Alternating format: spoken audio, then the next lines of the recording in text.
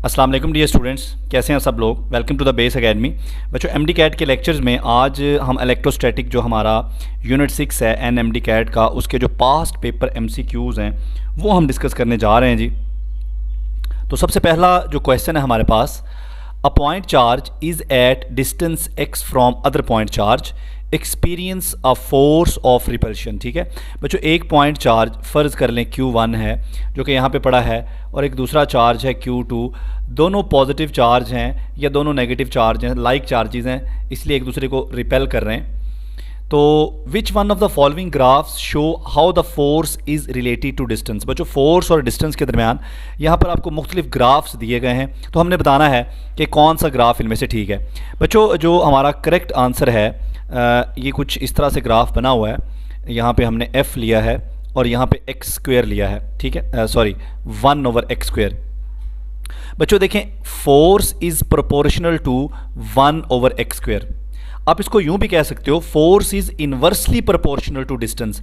अगर आप ऐसे बोलोगे ना कि force is inversely proportional to distance तो फिर ऐसे है, लेकिन अगर आप ये कहोगे कि फोर्स इज़ प्रोपोर्शनल, फिर आप डिस्टेंस नहीं बोलोगे, फिर आप कहोगे कि force is proportional to 1/x square. ठीक है, तो ये रिलेशन बेसिकली फोर्स और 1/x स्क्वायर के दरमियान है। तो अगर आप देखें तो ये डायरेक्टली प्रोपोर्शनल है, तो ग्राफ यूं स्ट्रेट लाइन बनेगा। अब बच्चे यहाँ पे थोड़ा कंफ्यूज होते हैं कि f और x स्क्वायर के दरमियान ग्राफ स्ट्रेट लाइन कैसे आ सकता है। ये तो फोर्स और डिस्टेंस का स्क्वायर तो इन्वर्सली प्रोपोर्शनल है, बिल्कुल सही बात है।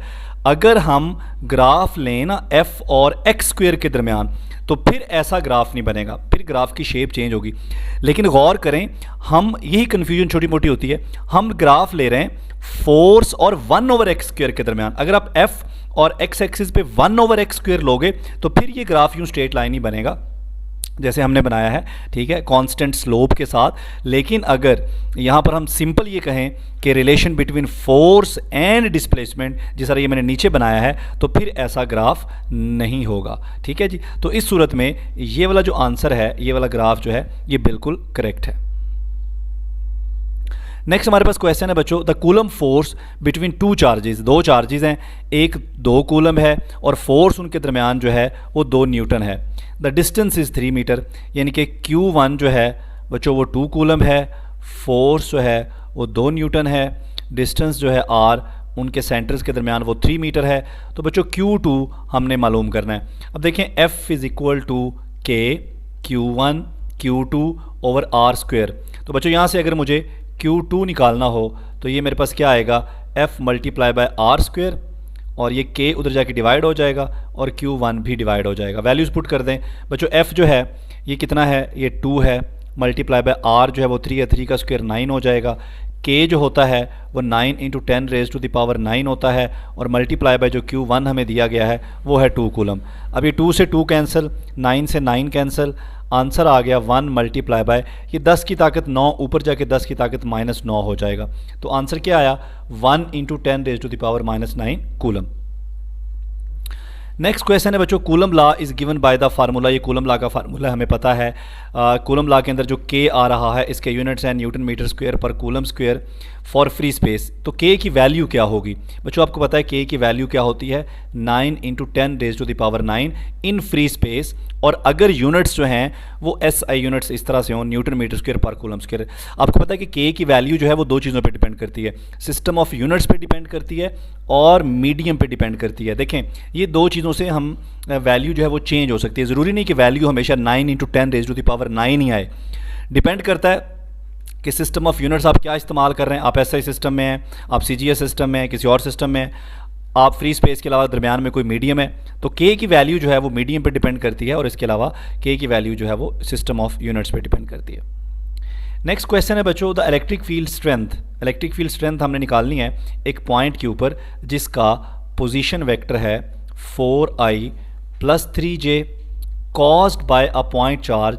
पॉइंट चार्ज का जो मैग्नीट्यूड है बच्चों वो 5 माइक्रो कूलम है, 10 raise to the power -6, placed at origin. यहाँ पर अपना आप कोऑर्डिनेट सिस्टम बना लें। ये ओरिजिन पे हमारा चार्ज पड़ा है Q, और यहाँ पर कोई पॉइंट है जिस पॉइंट के ऊपर हम इलेक्ट्रिक फील्ड स्ट्रेंथ जो है वो निकालना चाहते हैं, और इस पॉइंट का पोजीशन वेक्टर हमें गिवन है। बच्चों इलेक्ट्रिक फील्ड स्ट्रेंथ जो है एक वेक्टर क्वांटिटी है और ये बराबर होती है के क्यू ओवर आर स्क्वायर और यहाँ पे आर यूनिट वेक्टर। तो यहाँ पर हमें दो चीज़ें चाहिए, एक तो हमें आर यूनिट वेक्टर चाहिए और एक हमें आर के मैग्नीट्यूड का स्क्वायर चाहिए। तो ये देखें, पहले इसका मैग्नीट्यूड निकाल लें बच्चों, वही फार्मूला जो हम मैट्रिक एफएससी में पढ़ा हमने। तो ये एक्स कंपोनेंट का स्क्वायर प्लस वाई कंपोनेंट का स्क्वायर, 4 का स्क्वायर 16 हो जाएगा और 3 का 9, 16 और 9 25, 25 का अंडर रूट क्या आएगा 5। तो बच्चों आर क्या आ गया 5। अब ज़रा आर यूनिट वेक्टर निकाल लें। R unit vector is equal to vector over vector का मैग्नीट्यूड। बच्चों वेक्टर है 4i प्लस 3j और उसका मैग्नीट्यूड हमने निकाला है 5। ठीक है, तो ये सारी वैल्यूज़ बच्चों इस फार्मूले में पुट करें तो हमारे पास आ जाएगा E इज़ इक्वल टू के की जगह 9 into 10 raise to the power 9 multiply by Q की जगह 5 into 10 raise to the power -6 divided by R square की जगह 25 और multiply by R unit vector की जगह 4i प्लस 3j ओवर 5। तो बच्चों आपने इस वैल्यू को इस वैल्यू को इस वैल्यू को, ये 5 से 5 तो कैंसिल हो गया।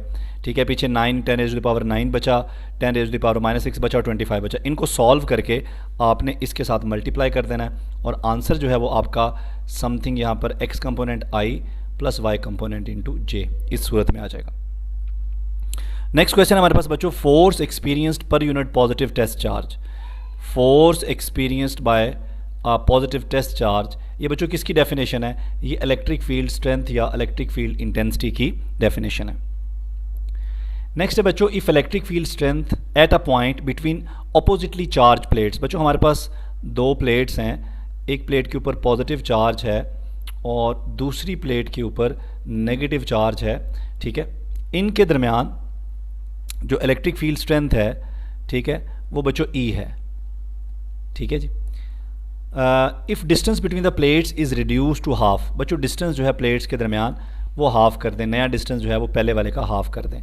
यानी कि ये प्लेट्स जो हैं, ज़ाहिर बात है जब डिस्टेंस इनके दरमियान बच्चों हाफ होगा तो इनके दरमियान जो पोटेंशियल डिफरेंस है, ठीक है, इनके दरमियान जो पोटेंशियल डिफरेंस है वो V है।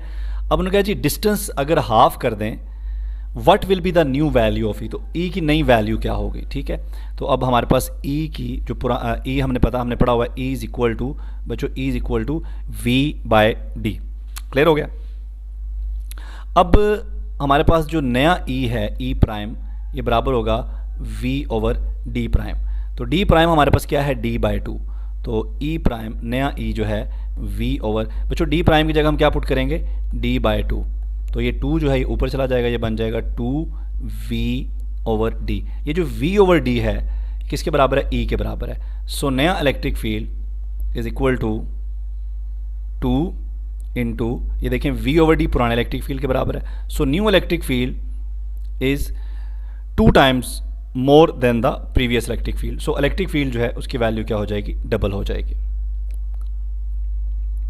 नेक्स्ट है बच्चों, electric intensity is a vector quantity and its direction. Electric intensity जो है ये वेक्टर क्वांटिटी है और इलेक्ट्रिक फील्ड इंटेंसिटी की डायरेक्शन अगर आप देखें तो बच्चों इसकी वही डायरेक्शन होती है जो फोर्स की डायरेक्शन होती है। So in the direction of force.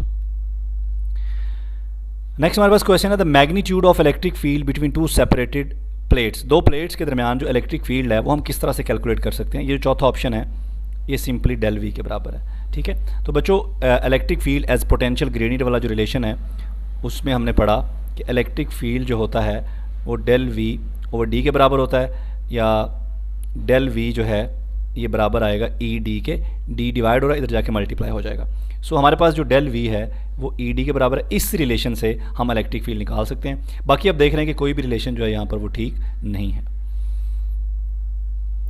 Next question है जी, electric potential due to 2 coulomb charge. बच्चों एक पॉइंट चार्ज है जिसकी मैग्नीट्यूड है 2 कूलम एट अ डिस्टेंस, और डिस्टेंस जो है वो है 1 मीटर। ठीक है, V हमने कैलकुलेट करना है। बच्चों electric potential due to a point charge ये किसके बराबर होता है? KQ/R के। तो K है 9 into 10 raise to the power 9, Q है बच्चों 2 और R जो है वो कितना है? 1। तो ये आ जाएगा 18 into 10 raise to the power 9 volts. ठीक है, सो ये हमारे पास है जी electric potential at a point due to a point charge. ये सिंपल सा रिलेशन है, V is equal to KQ/R।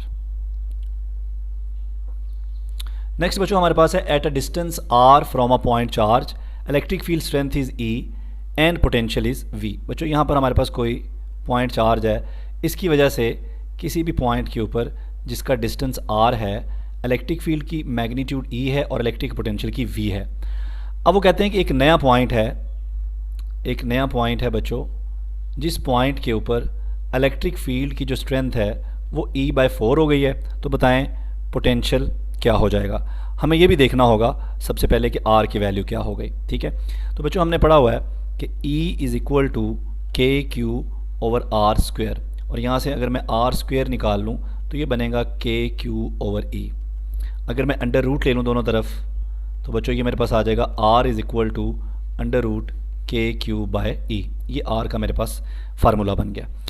अब जहाँ पर नया इलेक्ट्रिक फील्ड का वैल्यू है वो E/4 है, ठीक है, वहाँ पे ज़रा R की वैल्यू निकालते हैं। तो R इज़ इक्वल टू नया R जो है इसको R' कह लें, KQ/E/4। बच्चों E/4, ये जो 4 है ये ऊपर आ जाएगा तो ये बन जाएगा 4KQ/E।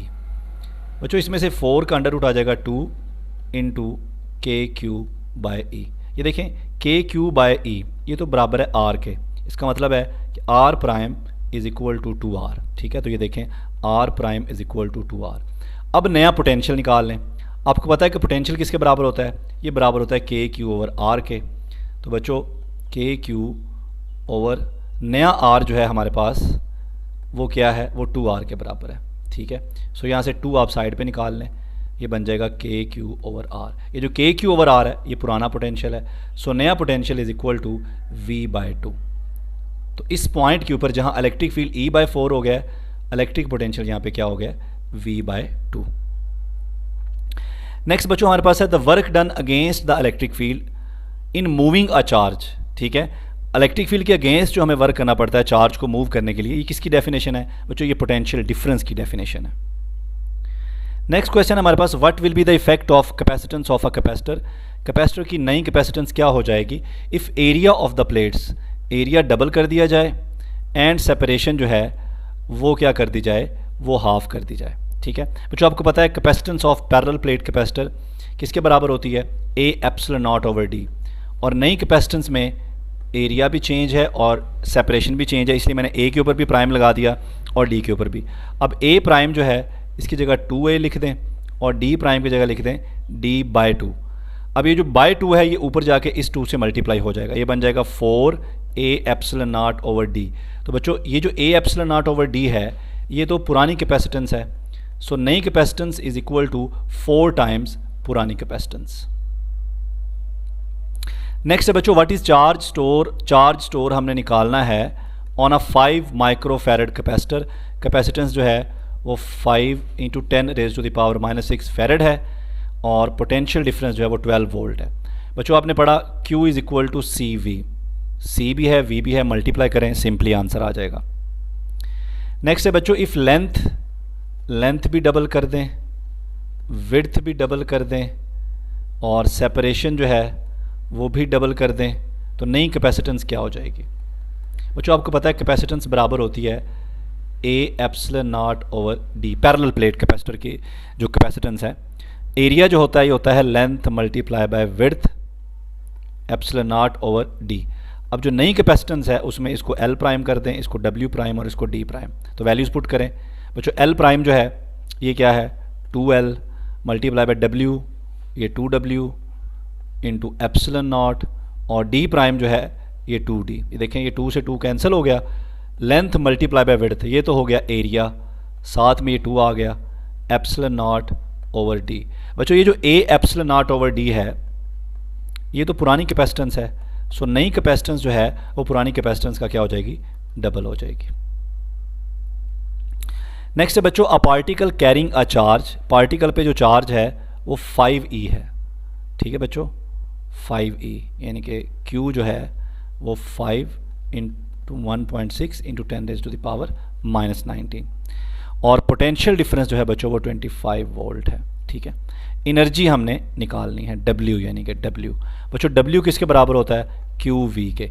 Q और V को मल्टीप्लाई कर दें, देखें Q भी दिया है V भी दिया है, आपके पास आंसर आ जाएगा 125, ये 125 है। नेक्स्ट है बच्चों 10 वोल्ट इज़ अप्लाइड, V कितना है 10 वोल्ट। कैपेसिटर की कैपेसिटेंस कितनी है बच्चों 1 फेरेड। एनर्जी स्टोर हमने निकालनी है, तो बच्चों एनर्जी स्टोर जो है ये बराबर होती है हाफ CV²। तो हाफ C कितना है बच्चों यहाँ पर, C हमारे पास है जी 1 मल्टीप्लाई बाय V कितना है 10 का स्क्वायर, ठीक है। तो ये आ जाएगा 1/2 मल्टीप्लाई बाय 10 का स्क्वायर बच्चों कितना होता है 100, तो 250 ज़ा 100, कितनी एनर्जी आ जाएगी 50 जूल। लास्ट क्वेश्चन हमारे पास आ गया जी, रेजिस्टेंस इन RC सर्किट जिसका टाइम कांस्टेंट जो है वो 2 सेकंड है और R जो है ये 1000 ओहम है।